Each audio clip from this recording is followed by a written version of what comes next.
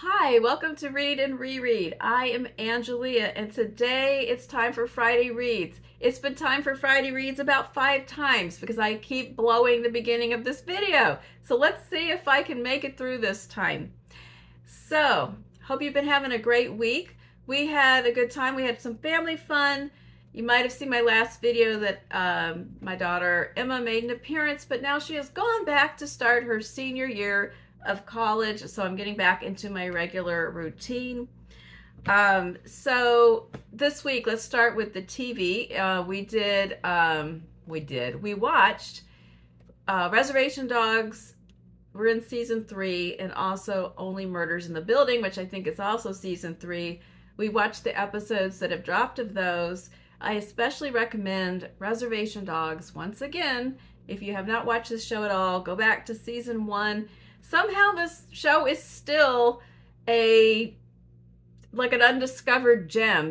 I don't think it even got any Emmy nominations. It's so good. So that's my recommendation.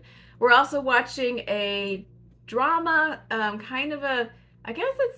know if it's exactly a thriller, maybe kind of like a political thriller called Occupied. It's Norwegian, and I've only seen a couple episodes, so I'll talk about it more next week if we keep watching it and we get into it. All right, so that's what I'm watching. In reading, I didn't read quite as much this week because we were doing family stuff, but I did finish a couple of books and I'm in the middle of another one, and there was one that not exactly a bail, but I'll talk about it in a second. All right, so I was reading Summer last time that we spoke, and I did finish this book. I enjoyed it. It's very short. If you haven't read it and you are still looking for some books for your Shorty September lineup, this would be a good contender. And I talked last week about how Edith Wharton usually does not go in happy directions by the end of the story, but that maybe I'd be surprised. I was not surprised. So it is definitely a sad book. It also kind of pissed you off. And she deals with some themes that she has dealt with in many books about hypocrisy and double standards for men and women. And it's a story about Charity Royal, who is a young woman living in a very small New England town. She has very limited education because she chose not to go away to school. But now that she's grown up, she is stifled. She wants to escape. Her guardian has become problematic and creepy, and she just really has that young adult desperate desire to get out of this place, but yet the fear of the greater world. A nearby town that sounds like just another small town, but that happens to have a kind of main street strip, that to her, that's like a mecca, like New York City. So when she meets a guy who actually is from New York City, she is dazzled and falls in love with him. So this is Lucius. He comes to town to stay with his elderly aunt, who's a busybody,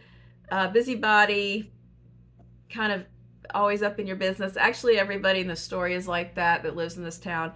And he is come to fritter away some time painting local old buildings and things. He's your classic handsome, friendly, supposedly sympathetic, rich dude who doesn't have much on the line here, and he is enchanted with Charity as well. And so a love affair ensues, but it is Edith Wharton, so don't expect a happy wedding scene at the end a la Jane Austen, because that is not what happens. And like I said, it is about double standards. When Charity is experiencing the awakening of her sexuality for the first time and realizing that this is actually, she's happy about it. It's a good thing. She wants to explore it. And in spite of all of the dire warnings that she's always heard, and even a girl that she went to school with that she knows, got into trouble, so they say, and was disappeared. So it is a sad and kind of maddening tale. but it's very short, won't take long to read, and I do recommend it. Then I decided to reread Brave New World by Aldous Huxley, which I have put a bunch of notes into. I don't know if I will talk about all those things or not, but I wanted to remember them. So I've been meaning to reread this for several years, ever since my daughter read it in high school for AP English, and I remembered when I read it back in high school, and I thought, oh, I want to read that again, but I did not until now. And really, this was more about the fact that I very recently reread 1984, and I wanted to think about the two books together. So, and it's been interesting in both cases what I remembered and then how the book strikes me now. So, in my memory, I really liked them both, and I thought a lot about the kind of alternative world or the way they both envision the future. But as far as a story goes, I liked this one more. And I think that makes sense considering the age that I read them.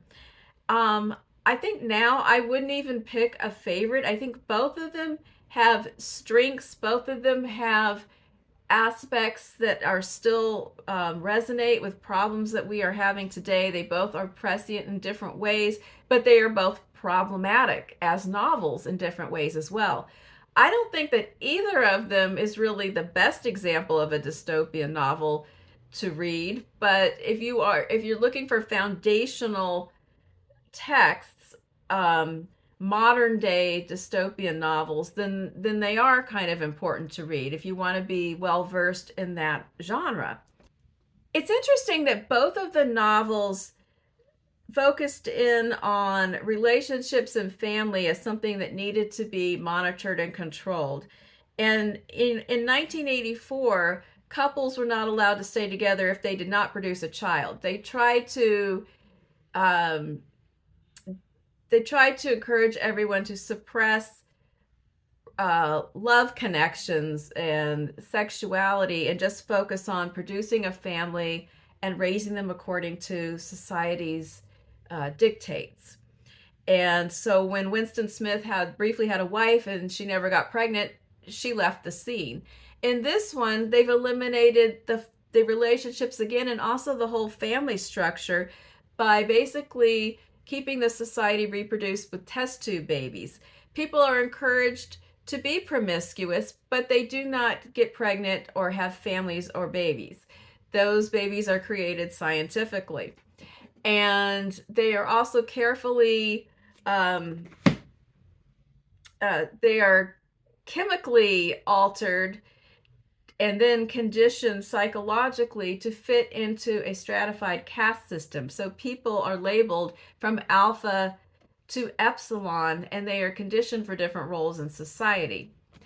And so this is at the crux of the story, is the idea that people are designed for certain purposes and they have to stay in that lane. And there's no rebellion because they are so carefully conditioned and their needs are satiated to where nobody ever breaks out of the mold. There's a couple of people in the alpha category who are kind of different thinkers, and they tend to be exiled. They either become the head of something or they're exiled away. And apparently there are some islands of oddball thinkers, and I'd like a book about those people. Okay, here's kind of what happens. So we have this society where everyone's needs are met. Everybody is kind of blissed out because they take a drug called soma that sort of creates a mild euphoria. Nobody questions because they've spent their whole childhood hearing night-long tapes about what they're supposed to think. And that's one of the things that was prescient. Not that we condition people with playing tapes all night, but when the way that people have these triggered repetitive responses when they hear a certain idea or thought and they immediately say a little phrase, it made me think of the whole tendency in social media with people of certain political proclivities that make the same repetitive comments about certain triggers over and over and over and over.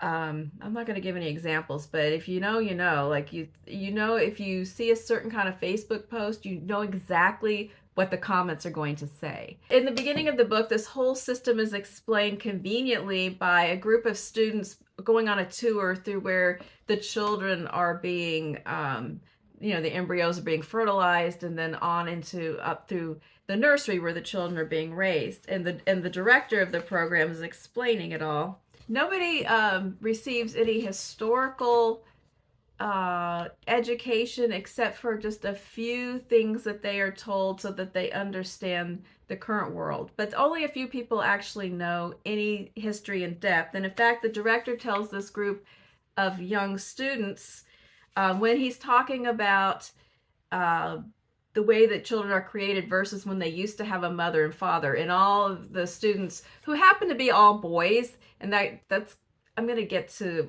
my problematic issues in a few minutes, but they're all kind of giggling and tittering because that's a taboo idea that somebody would actually make a baby in their body. And he says, these are unpleasant facts, I know it, but then most historical facts are unpleasant. And of course, I'm thinking about the efforts to suppress the study of history and avoid triggering any kind of unpleasant sensation or critical thinking or reckoning with problems in our history that is going on today. And I'm realizing that it's really hard to explain some of the key issues here without going into a big elaborate explanation of the plot. And I don't want to do that because it kind of gives away some of the surprises in the story if you do read it. But events happen that allow scenes where somebody is an outsider who looks at this world and has a whole lot of questions and has to come to terms with what they think and feel about all of this and what they are going to do for themselves. And there's a long passage near the end where the director is explaining a lot of the things about how the society came to be, which is all patterned around Henry Ford and ideas of efficiency. In fact, that time is explained as before Ford and after Ford. People make a religious type symbol of an F on their chest when his name is invoked. And a key phrase that comes out of this conversation is that the society is based on stability, and the stability is based on everyone's needs being satiated, nobody wanting more than what they have, nobody having any tools about options that might trouble them or cause them to feel rebellious or step outside of the everyday path. And that is the key to stability, is to not want anything else or anything more. And that option is juxtaposed with the option to be unhappy, to know that you don't have everything you want, to experience art and culture and be disturbed or saddened by things that you experience. And the controller at one point in his life had a chance to either stay where he is and rise to the top or go to one of the islands of free thinkers. And he says, happiness is a hard master, particularly other people's happiness, a much harder master if one isn't conditioned to accept it unquestionably than truth. And he says, I'm interested in truth. I like science, but truth's a menace. Science is a public danger, as dangerous as it's been beneficent. It's given us the stablest equilibrium in history. And we can't allow science to undo its own good works. So he points out examples in history where just the unbridled pursuit of science for simply learning new things has led to instability. And then I'm thinking about right now with AI and how it's kind of running up ahead of our grasp or control of it. But that's kind of the key theme, is control, stability, relying on discouraging scientific inquiry, discouraging culture, discouraging passionate relationships, and just keeping everybody in this very bland, neutral, non-critical thinking mode, which is exceedingly prescient about some of the efforts in today's culture to do those very things. Not to this extent, but that's what a dystopian story is about taking trends and imagining them in a more extreme form. So all of that makes it a worthwhile novel to read and discuss. There are problematic datedness issues in it, particularly the role of women, the fact that there are no women above the beta level in this novel, and the women who are in the story are basically they're just kind of there to represent the status quo and how the conditioning can't be undone.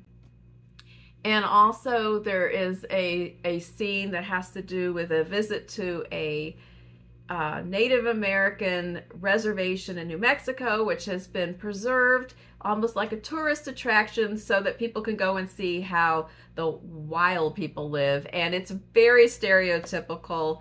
The author misses a chance to create any kind of an interesting comparison between societies by just making them stereotypically almost feral type people. And it just, hopefully if people are actually studying this in school, the teacher is pointing this out and creating some sort of context for this part of the story.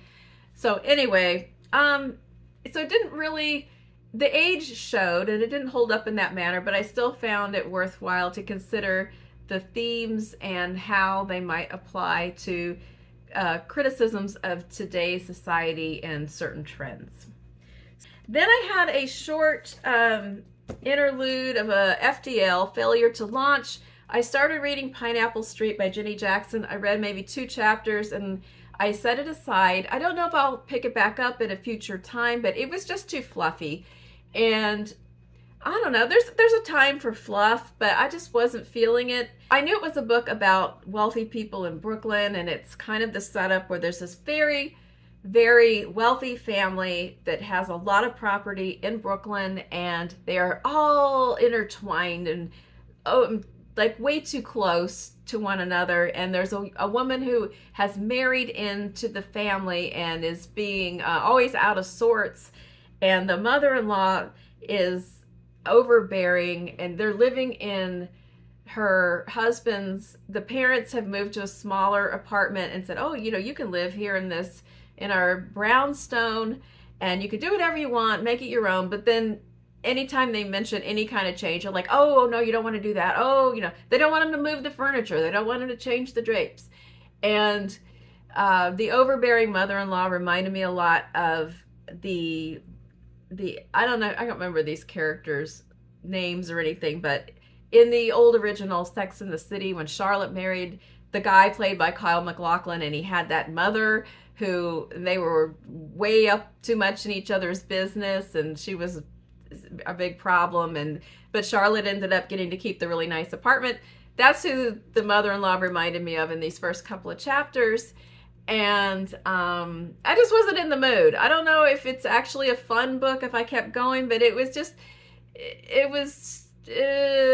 just felt too fluffy, and I realized it wasn't the right choice. So I set it aside, and instead I started reading Mayflies, which is agreeing with me much better.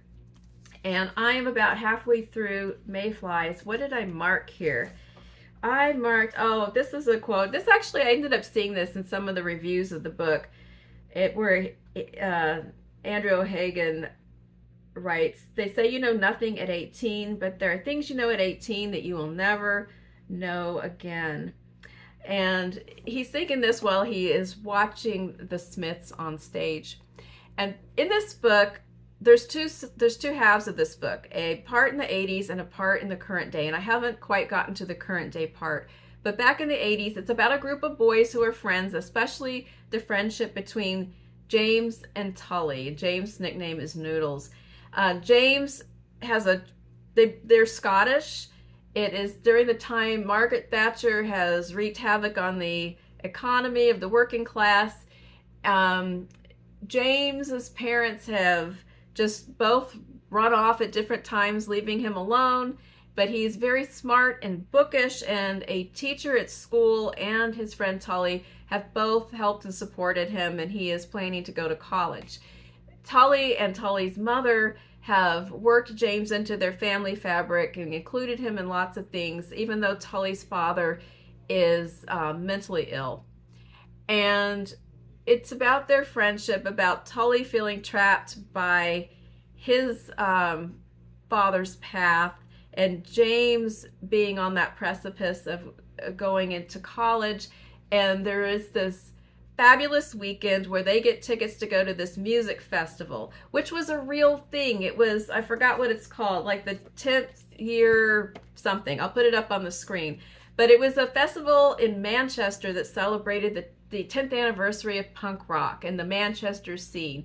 So they go to this crazy weekend with some other friends where they don't even plan where they're going to stay, and they just get there, and some people don't even bring anything, and they're this disorganized, and there's just this chaotic haze of boy banter and drinking and smoking weed, and they're all like between 18 and 20. But if you cut through the fog of all of these scenes, there are these wonderful conversations between James and Tully.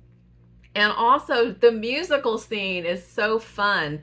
This festival had all these great bands like the Smiths and New Order, and they see the Smiths coming out of a hotel and getting into a limo, and there's this whole scene where Tully freaks out and jumps on top of the car. And so just the vitality of their youth, it's just kind of fun. There's a lot of energy, a lot of humor, but then these scenes that really illustrate Tully and James's personal issues and how close they are. So then it's going to shift to the current day where James receives some bad news from Tully. And I haven't gotten there yet, so I'll tell you how the second half unrolls when I get there. So that is what I actually read. Not that much really, but kind of what I'm planning. I think next I'm going to read This Other Eden by Paul Harding.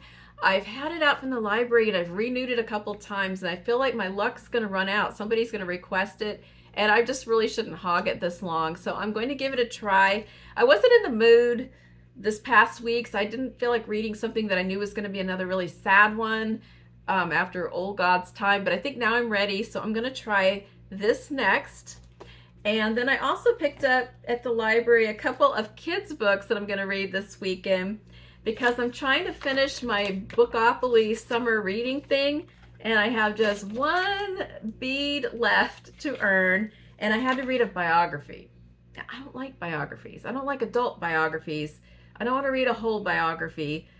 I'm good with just an article or a Wikipedia biography, but I like kids' biographies. Not ones about kids, but written for kids. Those are always much more lively. They cut to the chase, they're well illustrated, and they're more fun. So I picked this one up at the library, called Arthur Who Wrote Sherlock, and it's about Arthur Conan Doyle, who I would never have said, oh, I want to read a biography of him, but this one looks really fun, and so I'm going to read that for my biography, because it doesn't say you have to read grown-up books, and a good kid's book is a good book. And also I picked this up because I never got a chance to read it. Unspeakable, The Tulsa Race Massacre by Carole Boston Weatherford, and illustrated by Floyd Cooper, who always does a beautiful job. And this one was coming out on the Texas Bluebonnet list, but it was right when I retired. Like, it was going to be the next year. So I wasn't there. I think I ordered it, but then I retired and I didn't even get it. It didn't come in before I left. So I was curious about it, but I never did get to read it. And I want to see how they present this disturbing episode in history for children. So, and also the other thing that I'm reading on the side is my husband Stephen's manuscript, because he has been writing a novel, and he has finally gotten to the point where he sent me the whole thing on a PDF, and I'm reading it. I'd read some chapters already, but now I'm reading it again and putting in my notes. And of course, I'm no kind of editor or professional um, book agent or anything. I'm just a casual reader with a bias towards the author, but I am enjoying reading it and putting in my thoughts. And we have a brother-in-law who also is reading it because he's writing a graphic novel, and they've been exchanging things. So but anyway, so that's what's going on. Let me know what you've been reading this week, and I hope you have a great weekend. And I will be back on Tuesday, where I am putting together my overview of my 30 Stories in 30 Days September project. I'm going to commit to the 30 stories and tell you about them in advance in case you want to join in with me on reading any of them. So I'll be back with that soon. Have a great weekend. Thank you for watching and subscribing. Check you later. Bye.